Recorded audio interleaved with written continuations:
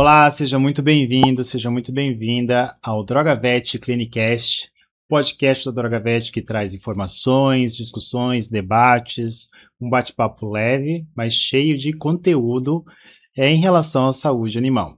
E hoje a gente vai falar de um tema que é muito popular, né, na saúde dos pets, que são o controle de parasitas. E para me acompanhar no bate-papo de hoje, eu tenho a nossa farmacêutica Nayara Zevi. Tudo bem, pessoal? Muito obrigada pelo convite. Vamos falar sobre um tema que é recorrente, todo mundo quer saber, né? O que vai usar contra os parasitas. Isso. E a nossa médica veterinária, Alexandra Ale Maciel. Obrigado, Rafa. É um prazer estar aqui. Vamos lá que tem bastante coisa para falar. Ok.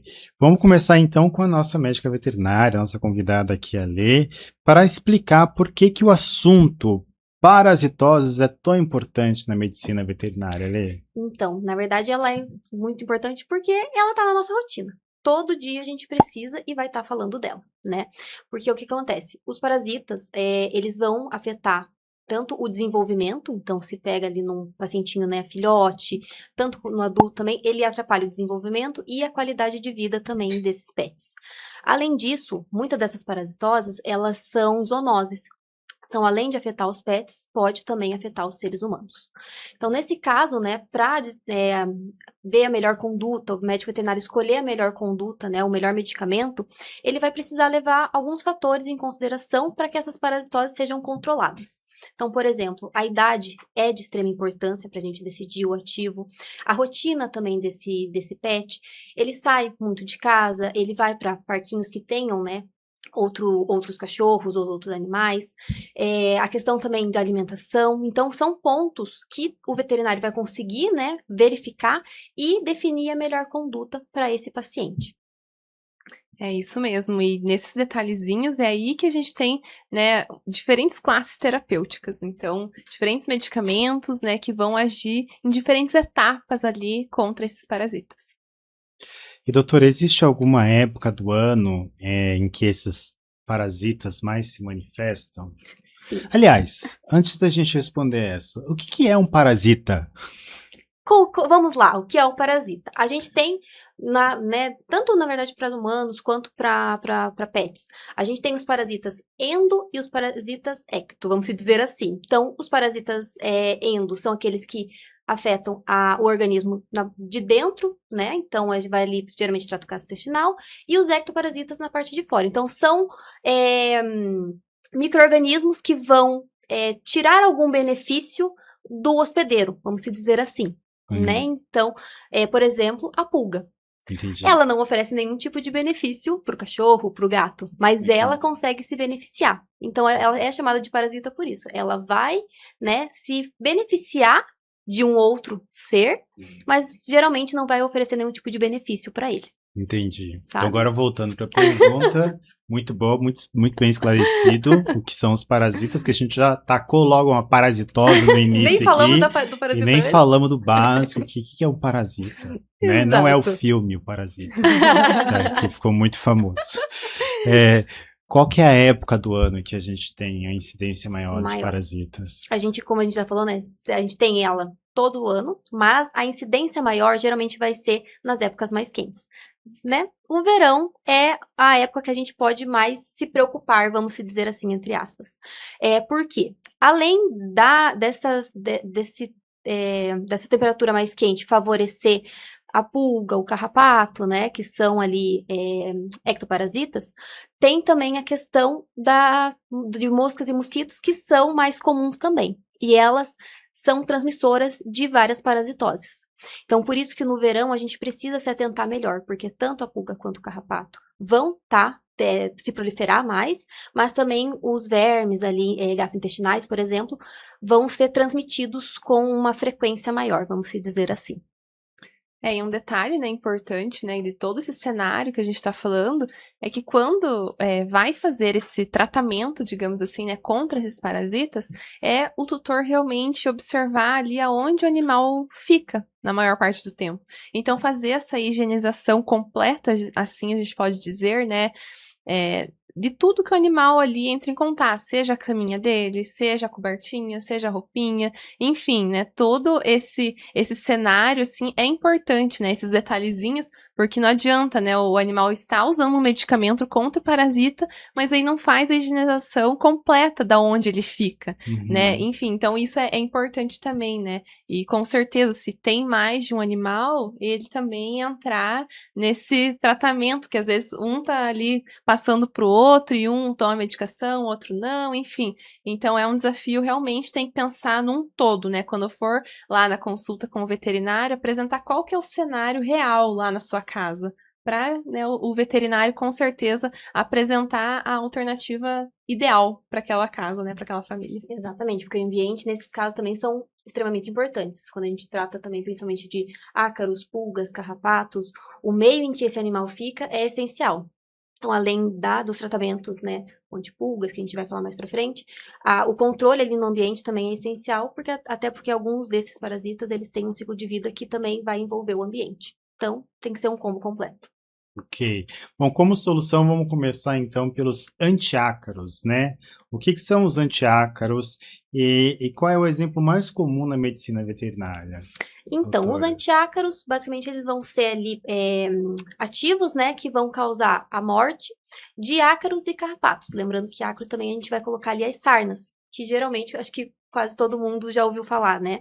Então, os ácaros a gente engloba as sarnas e também tem os carrapatos. Então, os antiácaros vai ter uma ação sobre esses parasitas, causando a morte e, consequentemente, a gente vai conseguir fazer o controle, né, desses parasitas, tanto no animal quanto no ambiente também.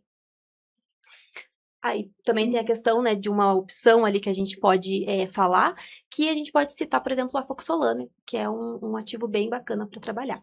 Sim, o interessante, né, desse ativo é que ele tem uma duração, digamos, longa, mas nem tanto, né? Que a indicação é usar uma vez no mês. Então, a cada 30 dias, usar esse medicamento. E ele é indicado pela via oral, no caso, né? Então, exclusivamente pela via oral. E é um medicamento que é muito usado, que tem bons resultados e que pode ser usado como antipulga para cães e gatos, né? Então, e também o interessante disso, né, de ter essa ação de 30 dias, é que caso o tutor, né, esqueça, né, da medicação, é simples, né? Tomou no dia 1º do mês, sabe que é no próximo dia 1º, né? E também nesse intervalo, né, até a próxima dose, é a questão de observar se o animal tem alguma reação adversa, né? E conversar prontamente, imediatamente com o veterinário, talvez seja interessante ter outro medicamento, né, no lugar. Então, isso é importante também, né, porque tomou uma vez, só é o efeito ali na hora, não. Esse medicamento vai estar ali no organismo do animal, agindo durante todo esse período. Uhum. Mas a gente tem também, né, doutora, além da solução oral, a solução de utilização tópica, né? Isso. Exatamente. A gente tem algumas opções, né, para condutas diferentes de médicos veterinários, ou também a preferência, às vezes, que o responsável vai querer. A gente tem algumas opções tópicas. Um exemplo desse é a selamectina, que a gente pode trazer, né, com o formato de puron. Então, geralmente faz aquela administração pingando na nuca ali, né, abre bem ali a região, né, que tem o pelo, e pinga diretamente na pele, e aí a gente já consegue fazer essa proteção ali. E o detalhe, né, que às vezes a gente pensa, uso tópico vai estar ali só na pele. Não, ele vai estar reagindo de forma sistêmica. Então, também tem essa indicação, né, como a Ali mencionou aqui, a selamectina, ela vai ter essa ação durante 30 dias também. Então, também é importante, né, o tutor observar se o animal teve alguma reação, se, né, se adaptou bem com o medicamento, em todo esse período que o medicamento vai estar ali fazendo efeito de forma sistêmica no organismo do animal. Então, a escolha pela via oral ou tópica é só uma preferência do médico veterinário, juntamente ali na pesquisa, vamos dizer assim, da rotina do animal, porque o efeito seria o mesmo. Na verdade, Não tem um melhor que o outro. Na verdade, é um combo, porque também a gente tem alguns ativos que podem ser administrados mais cedo e tem alguns que a gente precisa administrar mais tarde, não podem ser administrados antes, né? Um exemplo que a gente falou da selamectina, né? Por exemplo, em cães, a gente pode administrar ele a partir de 6 semanas de idade e em gatos a partir de 9 semanas. Enquanto que a gente pode ter alguns ativos que vão precisar ser administrados com um tempo mais tardio, né, um pouco depois ou um pouco antes. Então, a gente precisa levar em consideração alguns pontos. Além da preferência ou né, da conduta que o médico veterinário prefere, tem também uma consideração muito importante, que é a idade do pet e também o peso dele. Então, a gente precisa verificar vários pontos. Então vamos falar agora de vermífugos, né? Que é um medicamento que é muito popular também. Os médicos veterinários sempre perguntam para os tutores, né? Como é que tá a vermifugação do pet? Está em dia? Se foi vermifugado? E por aí vai. Doutora, primeiro, o que são os vermífugos? E depois, como é que é a administração do ciclo do vermífugo nos nossos pets? Os vermífugos, a gente vai entrar ali, né, para fazer a eliminação dos vermes que vão estar nesse animal. Geralmente, são vermes que vão habitar ali no trato gastrointestinal, então a gente faz essa vermifugação para eliminar esses vermes que podem causar problemas, né, como a gente já falou anteriormente. A questão de frequência da administração, a gente precisa, como sempre, né, vai ficar um pouco repetitivo, mas a gente precisa levar alguns pontos em consideração. Então, a gente precisa levar, por exemplo, como esse pet vive, né, então se passeia muito, se sai muito de casa, a questão também de idade, alimentação. Então, a gente precisa ver um combo ali e para ver qual que vai ser a frequência que a gente vai administrar. Mas dá para falar de uma forma geral, talvez, que a gente pode administrar desde mensal, por exemplo, uma vez por mês, até a cada 3 meses. Esse é um detalhe, né? Porque antigamente a gente, né, os seres humanos, tinham isso, né? De usar o vermífugo e tudo mais, era quase regra, né? Então, só que os animais é diferente da gente, né? Hoje a gente tem, né, saneamento básico, né? Temos condições melhores, enfim, né? De higiene e tudo mais. E que os animais, eles muitas vezes, como a Ali mencionou, né? Às vezes num passeio que você vai, né? Se divertir, digamos, com o pet, é ali que ele acaba, né, entrando em contato com esses vermes realmente, né? Então, esse é um detalhe importante, né, que, né, dos ambientes que o animal frequenta, que é importante realmente colocar isso para o veterinário. Exatamente. A gente tem na DrogaVet alguma formulação de vermífugo assim, que é mais comum, que a gente poderia estar citando aqui?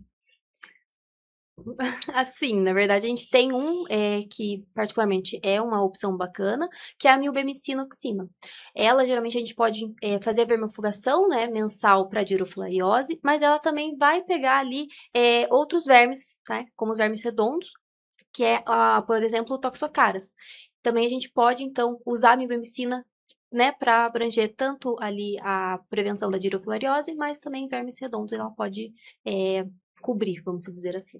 É um medicamento aí que tem uma ampla, assim, digamos, ação, né? Então é importante, né, com certeza, o nosso material, né, o veterinário que tem interesse realmente em se atentar, se detalhar, né, o que a gente trouxe, né, de atualização sobre essas indicações, ele tem vários vermes, várias indicações que é interessante também, né? E um detalhe é que ele também tem uma ação longa, né, de 30 dias também. Então é um medicamento bem interessante, bem comum na prática clínica. Isso. Então, aproveitando o gancho, né, eu estou aqui com a revista da DrogaVet, antiparasitários personalizados, mais um material da DrogaVet de ótima qualidade, um material extenso, né, sobre antiparasitários, com várias indicações de formulação, de forma farmacêutica, né, corroborando com tudo aquilo que a gente está conversando aqui hoje. O link, né, para baixar a revista vai estar aqui na descrição do vídeo, né? Não perca essa oportunidade aqui de explorar um pouco mais em detalhe aqui as soluções que a gente pode estar oferecendo para vocês, médicos veterinários e doutores também. E só um detalhe, assim, nesse material, né, revista, é que tem os pets não convencionais também, né? A gente vem falando muito aqui, né, de cães, gatos, mas também tem os pets não convencionais. Ali nesse material a gente tem várias espécies que estão ali também com a indicação de dose, se pode uso tópico, uso otológico também, né, uso oral, e também a questão da idade, como a Ali mencionou, né? Muitos medicamentos ali tem a partir de quantas semanas pode usar, a partir de qual é o peso que o animal pode, né, ingerir aquele medicamento de forma segura. Então, tudo isso é muito importante, a gente colocou ali com bastante detalhes nessas informações. E você citou de uso tópico, então a gente tem vermífugo de uso tópico? Sim, temos a moxidectina, que é parecido, né, os nomes ali, milbemicina, moxidectina, mas é diferente, né, esse medicamento, a moxidectina, ela é uma alternativa, né, no caso, a quem tem a sensibilidade à ivermectina, como a Ali mencionou, né, algumas raças que têm essa sensibilidade, que realmente não vai dar para administrar esse medicamento, é um excelente medicamento que tem bastante uso, né, de forma tópica. Ok. Doutora, a gente está falando aqui de alguns medicamentos, mas a gente sabe que alguns animais, eles têm algumas intolerância a alguns ativos, né? Então, assim, a gente citou aqui algumas soluções possíveis, né? Outras soluções a gente pode encontrar aqui na revista, e para a gente escolher a melhor solução, é preciso entender um pouco. Então, por exemplo, a gente pode falar que a raça Collie, né, é sensível, pode dar como exemplo aqui, é sensível a alguns ativos, né, que a gente citou aqui. Mas existem Isso. outras soluções. Exatamente. A gente tem, né, por exemplo, você citou da raça Collie, né, a gente tem algumas outras raças também, que ela vai ter uma mutação ali num gene e vai desenvolver essa sensibilidade, não processando bem, podendo causar intoxicação, né? Então, nesse caso, a gente pode apresentar outras opções, né, para esses pacientes. Então, no caso, é importante que você leve o seu pet, né, até o veterinário, aí ele vai conseguir definir qual que é a melhor opção ali, né? Como tem a ivermectina, que nesse caso não seria uma opção bacana, mas aí de vermífugos a gente pode citar outros, né? Pirantel, praziquantel. Então, a gente tem uma gama bem legal para trabalhar, para conseguir abraçar, vamos dizer assim, todas as raças. Doutora, e quando o problema é a giardíase, que também é muito popular, né, como uma patologia clínica aí, é um parasita difícil de combater, né?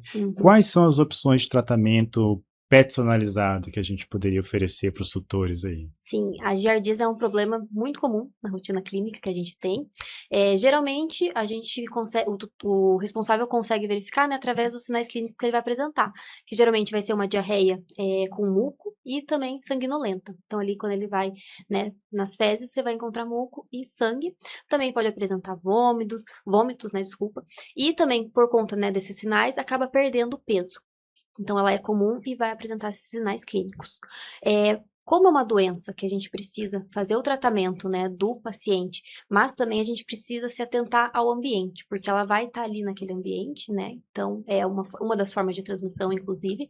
Então, a gente precisa, além de fazer o tratamento com alguns ativos que a DrogaVet tem disponível, a gente também tem que fazer o controle ambiental. Então, faz o tratamento e já faz aquela limpeza ali em todo o ambiente ou em todos os cômodos que o pet tem contato.